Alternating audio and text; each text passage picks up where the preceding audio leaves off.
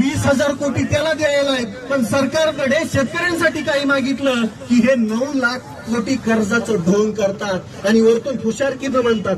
पैशाचं सोंग करता येत नाही. त्यांनी अख्ख्या लाजा सोडल्या, अख्ख्या.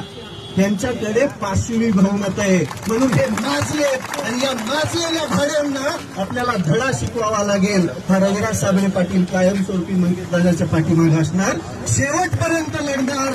जोपर्यंत शेतकरी सन्मानाने जगणार नाही, जोपर्यंत शेतकरी उभा राहणार नाही. शेतकऱ्यांशिवाय या देशाचं काहीच होऊ शकत नाही. ज्या भारताला कृषीप्रधान देश म्हणतात त्याची कृषी बी गायब झाली, प्रधान बी गायब झाला, पण भांडवळ उरले जे सत्तेवरती बसले. यांच्या बुडाला अशी आग लागली पाहिजे, धनाधना जळ लागला पाहिजे या शेतकऱ्यांचा. त्यावेळेस हे सुधारणार, नाही तर हे असेच माजलेलेच राहणार. यांना धडा शिकवावाच लागेल. तुम्ही